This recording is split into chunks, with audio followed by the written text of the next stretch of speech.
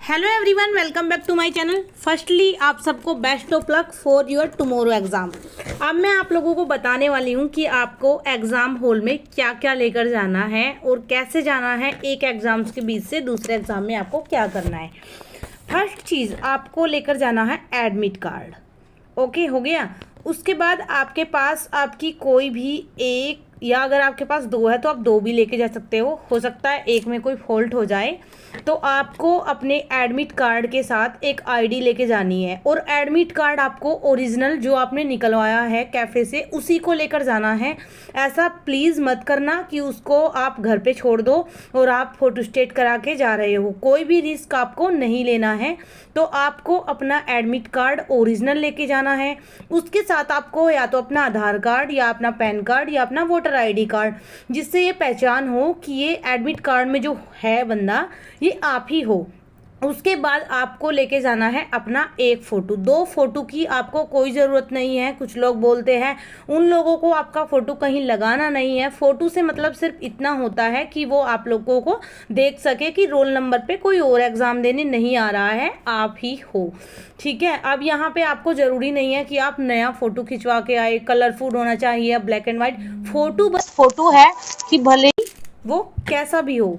उसके बाद आपको लेना है एक्स्ट्रा बॉल पेन, यानी जो आप बॉल पेन ले रहे हो अपने लेके जाते हो साथ में, वो आपको एक्स्ट्रा लेके जाने हैं। कई बार होता क्या है कि अगर नीचे पेन गिर गया तो निब खराब हो जाती है या फिर कुछ भी हो जाता है। तो उसके लिए आपको पहले से रेडी रहना है। आपको लेकर जाना है अपने पेन में। उसके बाद आपको लेके जानी है वॉच। वॉच आपकी सिंपल हो सकती है। और यहाँ पे मैं एक चीज़ और बताऊँ, लोगों को मिथ रहता है कि वॉच ज़रूरी है, तो ज़रूरी बिल्कुल नहीं है। क्योंकि आपके एग्ज़ाम हॉल में भी एक वहाँ पे लगा होता है, जो घड़ी जिसको बोलते हैं दीवार घड़ी, वो लगी ही होती है। क्योंकि पहले से वहाँ पर, जैसे अभी आपके आज का जो डे है ना, आपका एग्ज़ाम सेंटर प्रिपेयर किया जा रहा है कल के एग्ज़ाम के लिए। वहाँ पे जितने भी ब्लैक बोर्ड वगैरह होते हैं उनको कवर कर दिया जाता है और वहाँ पे बाकी की जितनी भी चीज़ें होती हैं उनको भी फिलअप कर दिया जाता है, जिससे कि कुछ भी ना नज़र आए। उसके बाद आप एक चीज़ कर सकते हो। देखो, मेरे साथ ऐसा होता है, इसीलिए मैं आप लोगों को बता रही हूँ। मेरे कई बार ऐसा हुआ कि जैसे फर्स्ट टाइम ही हुआ था कि मेरे सिर में बहुत ज़्यादा पेन हो गया था और उसके बाद मेरे पास पेन किलर नहीं थी, तो दिक्कत हो जाती है। तो आप एक सैराडोन या पैरासीटामोल अपने साथ लेकर जा सकते हो, कोई दिक्कत नहीं है, कोई आपको मना नहीं करेगा। अगर किसी क्वेश्चन से या किसी भी वजह से कुछ भी हो सकता है, गर्मी इतनी ज़्यादा पड़ रही है, तो अगर आपको ज़रूरत पड़े तो आप लेने से बिल्कुल भी पीछे मत हटिए, क्योंकि आपका टाइम कीमती है। अब बात आती है शूज़ या सिंपल स्लीपर। आप शूज़ भी पहन के जा सकते हैं, कोई दिक्कत नहीं है।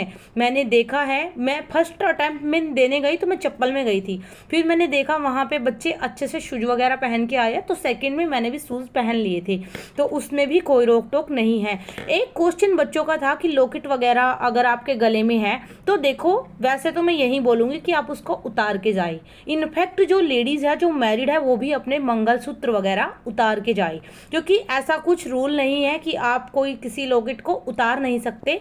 दुनिया में कुछ भी लकी नहीं होता, आपका विश्वास और आपकी मेहनत ही आपके लिए लकी होती है।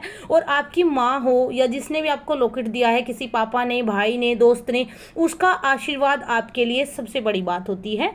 उसके बाद एक चीज़, मैरिड वुमेन खासकर ध्यान रखें, अपने बैंगल्स, अपनी रिंग्स आप उतार के जाए। वहाँ पे एग्जामिनर आपको कुछ बोले या ना बोले, लेकिन कई बार क्या होता है, हाथ धोने के बाद आपके गीले होते हैं तो बैंगल्स वगैरह से आपकी कॉपी ख़राब होने की संभावना रहती है। तो आप अपनी रिंग वगैरह, क्योंकि आपको वहाँ पे किसी कंपटीशन में या किसी शादी में नहीं जाना है कि आपको रेडी होकर जाना है, आप इजीली बिल्कुल सिंपल अनमैरिड वुमेन बन के भी जा सकते हैं। पानी की बोतल की बात करें तो हाँ, आप ट्रांसपेरेंट पानी की बोतल लेकर जा सकते हो। एक चीज़ बच्चों ने कुछ क्वेश्चंस किया था कि पैड, जिसको कि हिंदी में दप्ती बोलते हैं, आप लेकर जा सकते हो क्या? तो हाँ जी, ये बिल्कुल लेकर जाना।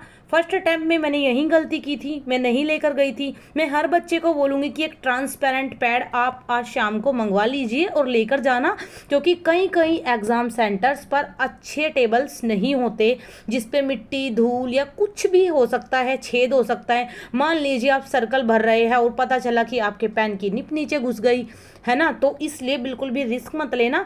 एक सिंपल ट्रांसपेरेंट दफ्ती आप लेकर जा सकते हैं जिस पर कि कुछ भी ना लिखा हो, आपका नाम तक भी ना लिखा हो। उसके बाद एक बात आती है, एक एग्ज़ाम के बाद आपको सबसे ज़्यादा स्ट्रिक्टली मैं बोलूँगी, और कोई मेरी बात माने या ना माने, लेकिन highly request to my groups aspirant, आप लोगों को एक एग्ज़ाम देने के बाद दूसरे एग्ज़ाम के बीच का जो गैप है उसमें क्वेश्चन पेपर के आंसर्स बिल्कुल भी चेक नहीं करने हैं, जो कि बच्चों को मैंने करते देखा है एग्ज़ाम सेंटर पर, और वहीं से शुरू होता है दूसरे पेपर का बुरा हाल। क्योंकि अगर पहले क्वेश्चन में भले ही आपने 70 क्वेश्चन सही किए हैं और आपके 2 रॉन्ग हुए हैं, तो उन 70 से आपका माइंड काम नहीं करेगा कि आपका 140 स्कोर हो रहा है और आप मेरिट लिस्ट में आओगे।